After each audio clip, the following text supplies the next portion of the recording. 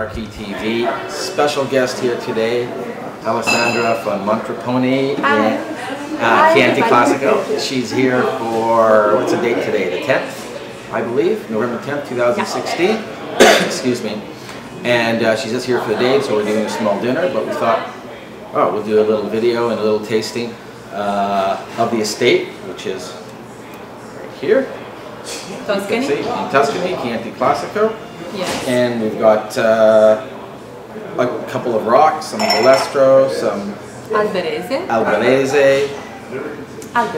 Again. And again. So this is the soil from this particular vineyard. Yep. Il Campitello wine is a kind of Riserva, Chianti Classico Riserva.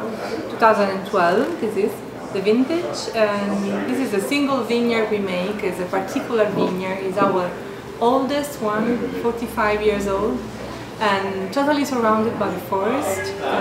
It's a particular soil. It's a mix of 50% of Alberese. There is a kind of calcareous rock, typical in the Chianti Classico area, the oldest area. And the other 50% is Galestro. Galestro is particular because it's richer in clay, and gives to the wine a lot of complexity, so the taste will be surely more complex comparing the other wines coming from Monteraponi. So, how long have you been making wines? The first vintage bottled was 2003, but the estate has been taken from the family Braganti in 1974 to make an investment in the Chianti Classico area. Yes.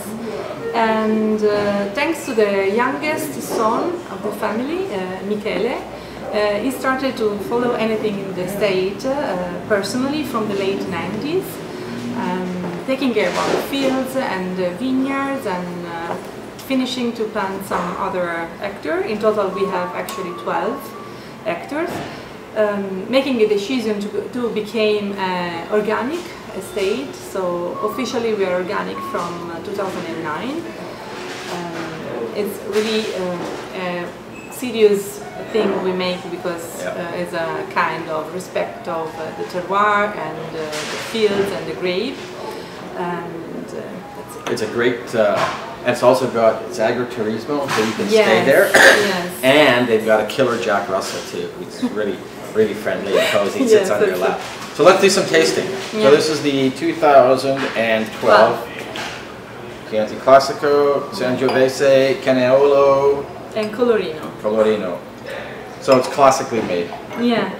Cement vats. Yeah, exactly. Spontaneous fermentation. Absolutely, yeah. How long is maceration? About 45 days? Yeah, it's about, depends on the vintage, but normally it's a very long period. It can be from 30 to 45 days of skin contact. And as you said, it's a spontaneous fermentation, so we don't have any kind of selected yeast or we don't control the temperature. It's a natural fermentation. And just as good. I know.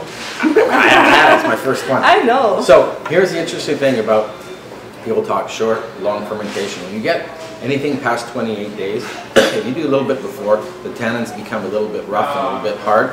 But if you let it go past 30, 31 days, the tannins start to turn into from short chain to long chain and make the wines, sorry, I'm still fighting this cold, tannins, and they soften out. Exactly. But it doesn't compromise the aging of the wine in terms of longevity of how it can age in the bottle. Yeah, exactly. And the flavors of the wine will be surely more complex and more in quantity. And so the taste will be more complex and more...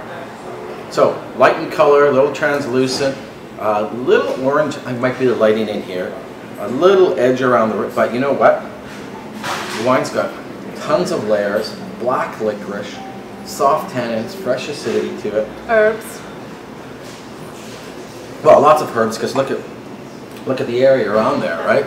Yeah. So it's like almost like the south of France. You get that gary, you get that super crushed forest floor. Exactly. Fresh. This is delicious. This is wow. Especially 12. That has been for us a particular vintage.